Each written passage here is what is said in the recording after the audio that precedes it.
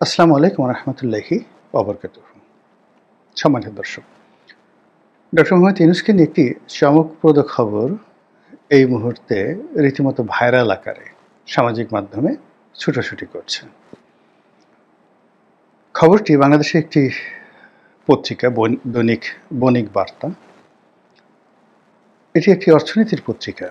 আমি এর print version কখনো দেখিনি, ইন্টারনেটে এটি দেখি এবং যতটা জানি যে অর্থনীতি সংক্রান্ত একটি রিপোর্ট করে। আমাদের দেশের পত্রিকা বলতে যেভাবে প্রথম আলো, বাংলাদেশ প্রতিদিন, কালের কণ্ঠ, যুগান্তর, সমকাল এই মানের যে পত্রিকাগুলো এর মধ্যে নয়া দিগন্ত আছে, ঠিক বণিক বার্তা ওই মাত্রার কোনো পত্রপত্রিকা নয়। কিন্তু অর্থনীতির ক্ষেত্রে তাদের অনেক বক্তব্য বেশ গুরুত্বপূর্ণ। যেভাবে ইংরেজিতে একটা পত্রিকা রয়েছে ফাইন্যান্সিয়াল টাইমস, তো বাংলাদেশে ফাইন্যান্সিয়াল টাইমস না, ফাইন্যান্সিয়াল এক্সপ্রেস। তো এই পত্রিকাটি হয়তো 1000 কপি ছাপায়, কিন্তু এটির গুণগত মান, এখানে যে সাংবাদিকরা চাকরি করতেন বিভিন্ন সময়, কিন্তু একসময় মোয়াজ্জেম ভাই নামে একজন সাংবাদিক ছিলেন এটার এডিটর হিসেবে। তো ফলে তাদের একটা কোয়ালিটি ছিল। তো বণিক বার্তারও অর্থনীতি সংক্রান্ত যে নিউজ বা প্রতিবেদন, এটি প্রশংসার দাবিদার।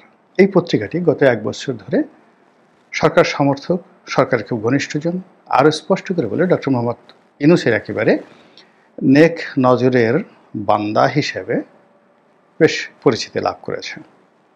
তো সেই বণিক বার্তাতে ডক্টর মোহাম্মদ ইউনূস সম্পর্কে যে প্রতিবেদনটি ছাপা হয়েছে সেটি হলো আগামীতে যিনি বা যারা জাতিসংঘের মহাসচিবের পদ দখল করবেন বা পদ প্রাপ্ত হবেন, যাদেরকে মনোনয়ন দেওয়া হবে, এরকম একটি সম্ভাব্য তালিকা করে সেই তালিকার মধ্যে ডক্টর মোহাম্মদ ইউনূসের একটি সুন্দর হাসিমাখা ছবি তারা সংযুক্ত করে এমন একটা রিপোর্ট করেছেন, না ধরি মাছ না ছুঁই পানি। বক্তব্যের মূল প্রতিপাদ্য বিষয় হলো যে ডক্টর মোহাম্মদ ইউনূসকে জাতিসংঘের মহাসচিব পদে নিয়োগ দেওয়ার জন্যে জাতিসংঘের কর্তৃপক্ষ, বিশেষ করে আমেরিকান লবিস্ট গ্রুপ, তারা প্রাণান্ত চেষ্টা করছে। বিষয়টি নিয়ে কেউ খোলামেলা আলোচনা করছে না, তাদের দাবি অনুযায়ী খোলামেলা আলোচনা করছে না। এমনকি তারা এটা যে একটা ভুয়া নিউজ বা এতে যে তাদের কোনো দায় দায়িত্ব নেই, বা তারা যে একেবারে দুধে ধোয়া তেঁতুলের বেশি, স্বাদ ধোয়া তেঁতুলের বেশি, এই জিনিসটা প্রমাণ করার জন্য তারা ডক্টর মোহাম্মদ ইউনূসের যে প্রেস সচিব তার সাক্ষাৎকার নিয়েছেন, যিনি একেবারে সহজ সরল বাংলায় বলে দিয়েছেন যে এটা একটা গুজব, এর কোনো সত্যতা নেই। তারপর তারা এই রিপোর্টটি ছাপিয়েছেন কেবলই মাত্র একটা বায়ু তৈরি করার জন্য, একটা বোম, বাতাসের বোম তৈরি করার জন্য, এবং এটি এই মুহূর্তে ডক্টর মোহাম্মদ ইউনূসের জন্য খুব বেশি দরকার।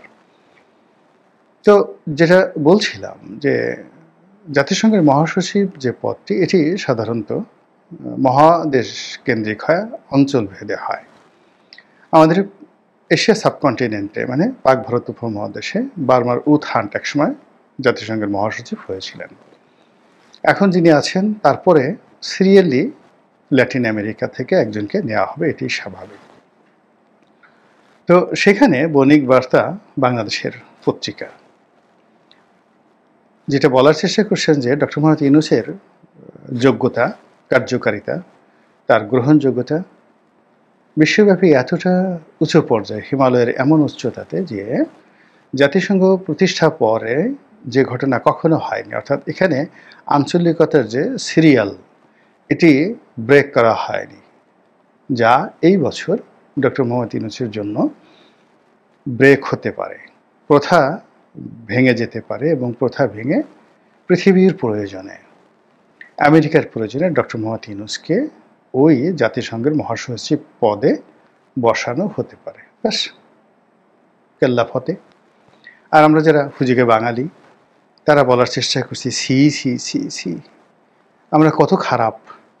আমেরিকা যাকে জাতিসংঘের মহাসচিব হিসেবে বসাতে চান, যিনি বিশ্ব মানব রূপে সারা পৃথিবীকে শাসন করার, সারা পৃথিবীতে শান্তি প্রতিষ্ঠা করার, সারা পৃথিবীর এ প্রান্ত থেকে ও প্রান্তে গণতন্ত্রে জয়গান করার জন্য যোগ্যতা সম্পন্ন, তার মতো একজন মহান ব্যক্তিকে আমরা কাদার মধ্যে ঢুকিয়ে যেভাবে ভেদা কাদার মধ্যে তাকে চুবাচ্ছি, তাকে অপমান করছি, লাঞ্ছিত করছি, এটা একটা কাজ হলো?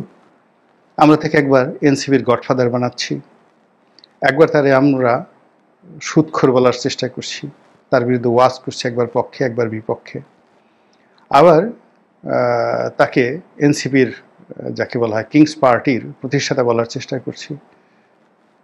তিনি ক্ষমতালোভী, আরও 50 বছর ক্ষমতায় থাকতে চান, এই ধরনের কথাবার্তা আমরা বলার চেষ্টা করছি। অনেকটা রবীন্দ্রনাথের সেই পাত্রী দেখা ঘটনার মতো, অথবা দাঁত থাকতে দাঁতের মর্যাদা না বোঝার মতো। তিনি যখন ক্ষমতায় ছিলেন না, আমরা মনে মনে স্বপ্ন দেখতাম যে এরকম একটা মানুষ যদি বাংলাদেশে ক্ষমতায় আসে, বাংলাদেশে লালে লাল হয়ে যাবে। এবং এটি লাল বিপ্লবের পর বাংলাদেশে সত্যিকার অর্থে আমরা যখন মহামানব ডক্টর মোহাম্মদ ইউনূসকে পেলাম, তখন আমরা তাকে কাজ করতে দিলাম না। খালি ঘানোর একবার যমুনাতে যায়, আবার যাকে বলা হয় তার সাথে দেখা করবে, ও দাবি মিলিয়ে এই লোকটার জীবনটাকে এমনভাবে আমরা হারাম করে দিলাম। এই লোক যে সারা পৃথিবীতে 3-0 থিওরি দিয়ে সারা পৃথিবীকে মাত করেছে, ওই 3-0 থিওরির একটা শূন্য যদি বাংলাদেশে তিনি প্রয়োগ করতে পারতেন, তাহলে বাংলাদেশের দারিদ্র বিমোচন হয়ে যেত। এবং তিনি সেটা চেষ্টা করেছিলেন। আমরা সেই কাজটাকে নিতে পারিনি, যেমন দারিদ্র বিমোচন। তো দারিদ্র বিমোচনের জন্য গ্রামীণ ব্যাংককে শক্তিশালী করতে হবে, এবং গ্রামীণ ব্যাংকের কল্যাণে তো তিনি শান্তি পুরস্কার পেয়েছেন।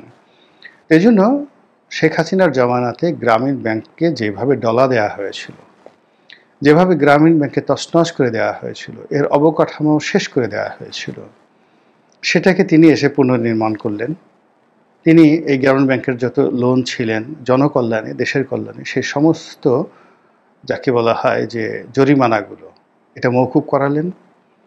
এবং গ্রামীণ ব্যাংকের মাধ্যমে যেন বাংলাদেশের 18 কোটি মানুষ এখান থেকে ঋণ পেতে পারে, তিনি এরকম একটা মহাযজ্ঞ নিয়ে যখন কাজ শুরু করলেন, তখনই আমরা এমন সব কথাবার্তা বলে, এমন সব কর্মকাণ্ড করে, এই ভদ্রলোকের যেটা হৃদয় আছে, একটা মন আছে, একটা মানসিকতা আছে, সেগুলো দিয়ে একেবারে তাকে আমরা রীতিমতো তছনছ করে ছেড়ে দিলাম।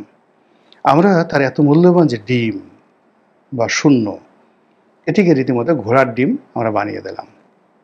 এই জঘন্য যে প্রবৃত্তি আমাদের, এই জঘন্য প্রবৃত্তিকে উচিত শিক্ষা দেওয়ার জন্য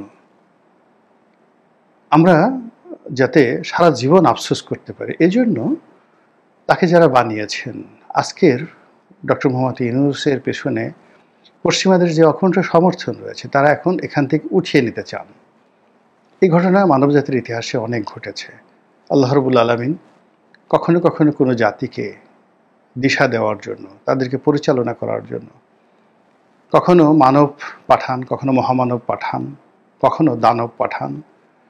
তারপরে একটা সময় দেখা গেল যে তিনি সেই তার প্রেরিত মানব, দানব, মহামানব, অতিমানব, নবী রাসূল তাদেরকে উঠিয়ে নিয়ে যান, বিরক্ত হয়ে উঠিয়ে নিয়ে যান। এর মধ্যে সবচেয়ে উল্লেখযোগ্য ঘটনা হলো জেসাস, হযরত ঈসা আলাইহিস সালামকে আল্লাহ রাব্বুল আলামিন দুনিয়া থেকে উঠিয়ে নিয়ে গিয়েছিলেন। এর কারণ হলো বনী ইসরাইল জাতি এতটা নাফরমান, এতটা অবাধ্য, এতটা গুনাহগার ছিল যে আসলে তাদের কপালে হযরত ঈসা আলাইহিস সালামের মাধ্যমে আল্লাহর হেদায়েত এটা ছিল না। ফলে এই জাতি বহু বছর, শত শত বছর ধরে অপমানিত, লাঞ্ছিত হয়েছে এবং হয়ে যাচ্ছে এখন পর্যন্ত। তদ্রূপ এই বাঙালি জাতি একজন ডক্টর মোহাম্মদ ইউনূসকে তারা পেয়েছিল। এবং ঠিক আমাদের দেশে যারা অলি আল্লাহ গাউস কুতুব আছেন, বিশেষ করে যারা ওয়াজের ময়দানে, যেমন মাওলানা ইব্রাহিম হাফিজুল্লাহ রহমতুল্লাহ, তারপরে অন্যান্য যে সকল বিশ্ববিজয়ী দুনিয়া কাঁপানো ইসলামী বক্তা জনাব তারিক মনোয়ার, তারপরে ওই যে রাশমিকা মান্দানাকে নিয়ে যিনি খুব প্রশংসা করেছেন, আরেকজন খুব বিখ্যাত ওয়াইজিন আছেন, আমি ভদ্রলোকের নাম বারবার মনে করি আবার বারবার ভুলে যাই, অনেক সুন্দর মিষ্টি করে হাসেন, কুষ্টিয়া বাড়ি, এবছর জামাত ইসলামী তাদেরকে মনোনয়ন দেবেন। তো এই ভদ্রলোক, ওনারা ডক্টর মোহাম্মদ ইউনূসকে ঠিকই চিনেছেন অবতার রূপে, আল্লাহর নেয়ামত রূপে, এবং তারা চেয়েছেন যে উনি আজীবন ক্ষমতায় থাকুন, কোনো নির্বাচন কিচ্ছু দরকার নেই চেয়েছেন। কিন্তু যা হয় যুগে যুগে, মানে আমাদের অবাধ্য সমাজ যেভাবে এই সকল মহামানবের কথা শুনছে না, সে অনুযায়ী ডক্টর মোহাম্মদ ইউনূসের প্রতি ভক্তি শ্রদ্ধা দেখাচ্ছে না। অতীতকালে এরকম ঘটনা ঘটত, যখন আল্লাহ এরকম কোনো ভালো মানুষ পাঠাতেন, সমাজের লোক তাদেরকে নিগৃহ করত, গালাগাল করত এবং তাদের বিরুদ্ধে ভীষণ রকম বদনাম রটিয়ে দিত। তো সেই দিক থেকে ডক্টর মোহাম্মদ ইউনূসের বিরুদ্ধেও কিন্তু এখন যে সকল অপপ্রচার চলছে, যে সকল যাকে বলা হয় ন্যারেটিভ চালু হয়েছে, এর পেছনে আওয়ামী লীগের দোসর এবং এর সঙ্গে সঙ্গে ভারতের যে চক্রান্ত এটা রয়েছে। তো তার একটা দাঁত ভাঙ্গা জবাব দেওয়ার জন্য যদি মার্কিন যুক্তরাষ্ট্র তাকে জাতিসংঘের মহাসচিব হিসেবে নিয়োগ দেয়, তাহলে এটা তার সমালোচনাকারীদের জন্য একটা নিদারুণ জবাব হবে। এটা গেল কেবলমাত্র ইতিবাচক একটি আলোচনা। আর নেতিবাচক যে বিষয়টা হলো, সেটা হলো যে যারা ক্ষমতায় থাকেন, ক্ষমতা ধরা সবসময় একটা নাটক করতে পছন্দ করেন, গল্প বানাতে পছন্দ করেন। এর কারণ হলো মানুষ খুব গল্প পছন্দ করে। আপনারা কি একবার লক্ষ্য করেছেন যে দেশের ৯৯% মানুষ দরিদ্র, মধ্যযুগের কথা, কারো পরনে কাপড় থাকতো না, সেখানে ধনিক সম্প্রদায় যারা জমিদার, সুবেদার, সেনাপতি, রেসালদার, মন্ত্রী, আমির, ওমরা, তারা স্বর্ণসিংহাসনে বসতেন। বস্ত্রহীন মানুষদের বস্ত্র কেড়ে নিয়ে তারা মসলিন কাপড় পরতেন। এমন প্রাসাদ তৈরি করতেন দিল্লির লালকেল্লার মতো, আগ্রা ফোর্টের মতো, আগ্রা দুর্গের মতো, কিংবা জনগণের এই অর্থ দিয়ে তারা কুতুব মিনার তৈরি করতেন। কেন এই জিনিসগুলো ঘটতো বলেন তো? এটার সাইকোলজিক্যাল ব্যাখ্যাটা কি? সেটা হলো, আপনি যখন মানুষকে দরিদ্র বানিয়ে ফেলবেন, দরিদ্ররা স্বপন বিলাসী হয় এবং লোভী হয়, প্রচণ্ড রকম লোভী হয়। আর তারা যাদের অর্থবিত্ত রয়েছে তাদের কাছে এমনিতে মাথা নোয়ায়। তো যে লোকের একটি কুঁড়ে ঘর নেই, গফুরের মতো একটি কুঁড়ে ঘর, সেই বর্ষার মধ্যে গফুরের যে গফুর জোলা, শরৎচন্দ্রের সেই বিখ্যাত যে মহেশ, সেই মহেশ গল্পের গফুরের মতো। তো এরকম যখন একজন গফুর থাকে, যার চাল নেই, চুলো নেই, সম্পত্তি বলতে একটি মহিষ, তো বর্ষাকালে সেই মহিষটিকে সে তার নিজের ঘরের যে চাল, সেই চালের সেই খড় তাকে খেতে দেয়। সে জানে যে এই খড় খেয়ে ফেললে তাকে বৃষ্টিতে ভিজতে হবে, তবু সে সেই কাজ করে। কিন্তু এইরকম গফুর প্রকৃতির যারা লোক, তারা যদি কোনো রাজপ্রাসাদের সামনে দিয়ে যায়, জমিদার বাড়ির সামনে দিয়ে যায়, সে জুতোটা খুলে ফেলে, যে জমিদার বাড়ির পবিত্রতা রক্ষা করার জন্য জুতোটা পায়ে দেওয়াটা ঠিক হবে না। কেউ যদি মাথায় ছাতি দিয়ে থাকে, সে ছাতিটা খুলে ফেলে। জমিদার মহাশয় যদি সামনে দিয়ে ঘোড়ায় করে যান, সে আস্তে রাস্তা ছিঁড়ে দিয়ে নিচে নামে। এবং হিন্দু যারা ধর্মাবলম্বী, তারা আসতে সেখানে প্রণাম করে মাটিতে, যেটাকে সেজদা বলা হয়। এটা মানুষের মধ্যে যে প্রবৃত্তি, এটিকে বলা হয় এজাহারে তাজাল্লুল। তো এই এজাহারে তাজাল্লুল যদি আপনি পেতে চান, মানুষের কাছ থেকে এই ধরনের আনুগত্য পেতে চান, তাহলে আপনার সিংহাসনটিকে, আপনার বসার আসনটিকে স্বর্ণখচিত করে এমন একটা উচ্চতায় নিয়ে যেতে হবে, যেখান থেকে আসলে আপনাকে দেখা যাবে না। যেভাবে আমরা আকাশে চাঁদ দেখি, তারকা দেখি, ওইভাবে আপনাকে মনে হবে।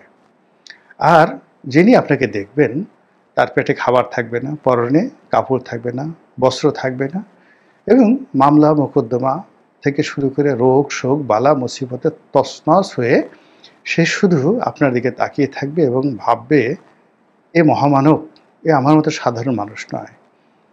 আমি এত কিছু করে, এত পরিশ্রম করে আমি কিচ্ছু করতে পারছি না, আর এই যে এত সুখ সম্পদ ভোগ করছে, নিঃসন্দেহে তার মধ্যে কোনো অলৌকিক সত্তা রয়েছে। এই কারণে পৃথিবীর তাবৎ অত্যাচারী, তাবৎ লোভী, তারা এই নাটকটি সাজিয়েছে। নিজের আবাসস্থল, নিজের সিংহাসনটিকে এমন একটা জায়গাতে নিয়ে গেছে, আর যারা শোষণের হাতিয়ার, যাদেরকে শোষণ করা হয়, তাদেরকে এমনভাবে হাড্ডিসার করে দেওয়া হয়েছে, যার ফলে আমরা যুগে যুগে এই বিভিন্ন রাজপ্রাসাদের অসংখ্য গল্প শুনতে পাই, দেখতে পাই, এবং রাজপ্রাসাদগুলো এখনও আমাদেরকে সেই এজাহারে তাজাল্লুলের চরিত্র অনুযায়ী, আমরা যে কেউ দিল্লিতে যাই কিংবা লালবাগ কেল্লাতে যাই কিংবা ওয়ারি বটেশ্বরে যাই, পাহাড়পুরে বৌদ্ধ বিহারে যদি যাই, এগুলো দেখে আমরা অবাক হয়ে যাই যে হাউ ইট ইজ পসিবল, এটা কীভাবে তারা করেছে। তো সেই দিক থেকে ডক্টর মোহাম্মদ ইউনূস এবং তার যারা লোকজন রয়েছেন, তাদের প্রতি আমাদের আনুগত্য, ভক্তি, শ্রদ্ধা সেই আকাশ সম, হিমালয় সম করার জন্য তাদের যে ম্যাটিকুলাস ডিজাইন, যে প্ল্যান, প্রোগ্রাম, সেই প্রোগ্রাম অনুযায়ী বাংলাদেশে এই মুহূর্তে যা কিছু ঘটছে অর্থনীতিতে, রাজনীতিতে, আমলাতন্ত্রে, পরিবারে, সমাজ সংসারে, তাতে করে এই অবস্থা যদি অব্যাহত থাকে আগামী 1 বছরে আমাদের কতজনের হাড্ডি চামড়া ভেদ করে আপনার গণনার জন্য দৃশ্যমান হবে বলতে পারি না। কতজন মানুষের মুখমণ্ডলের যে চামড়া, এটি এমনভাবে শুকিয়ে যাবে, চোখ কোটর আগত হয়ে যাবে এবং মুখ, একজন 30 বছরের যুবকের শরীর এমনভাবে কুঁচকে যাবে, মনে হবে যেন তার বয়স হয়ে গেছে 70 বছর। দুর্ভিক্ষের সময় ছবিগুলো দেখেন, আফ্রিকার সেই সাহারার অধ্যুষিত অঞ্চল, সেই রুয়ান্ডা, বুরুন্ডি, ইথিওপিয়া, যেখানে 80-র দশকে সেই ভয়াবহ দুর্ভিক্ষ, আমাদের দেশে 74 সনে দুর্ভিক্ষ, 1971 সনে সেই দুর্বিষহ সময় যখন কঙ্কালসার মানুষগুলো ছিল, ওই সময়ের দৃশ্যগুলো দেখেন। যখন শিশু, বৃদ্ধ আর যুবক কাউকে চেনা যায় না, হাড্ডি ছাড়া কাউকে বোঝা যায় না। তো বাংলাদেশে এখন যে অবস্থা চলছে, এই অবস্থায় আমাদের পরিণতি কোন দিকে যাচ্ছে? আমরা কি একটা সিঙ্গাপুর হয়ে যাচ্ছি? আমরা কি একটি মালয়েশিয়া হয়ে যাচ্ছি? যেটি শেখ হাসিনার জমানাতে অহরহ শুনতাম যে আমরা সিঙ্গাপুর, মালয়েশিয়াকে আলটিমেটলি পিছনে ফেলে দিয়েছি। তখন আমরা কোথায় যাচ্ছি? নাকি আমরা সেই 80-র দশকের যে ইথিওপিয়া, সেদিকে যাচ্ছি? আমাদের ডক্টর মোহাম্মদ ইউনূস কি আগামী 50 বছর ক্ষমতায় থাকবেন, নাকি বণিক বার্তার খবর অনুযায়ী তিনি জাতিসংঘের মহাসচিব হয়ে যাবেন? আমরা কি তাকে রাখতে পারবো? আমরা কি তাকে পাবো, নাকি তাকে আমরা হারিয়ে ফেলবো? তিনি কি আমাদের জন্য নেয়ামত, নাকি অন্য কিছু? তিনি কি শান্তির দূত, নাকি অশান্তির দূত? এই জিনিসগুলো আগামীতে এত চমৎকারভাবে লিখিত থাকবে, লিখিত হবে, মূল্যায়িত হবে, যা এই বাংলায় আর কখনো হয়নি। মহান আল্লাহ আমাদের সবাইকে হেদায়েত দান করুন, হেফাজত করুন। আসসালামু আলাইকুম ওয়া রাহমাতুল্লাহি ওয়া বারাকাতুহু।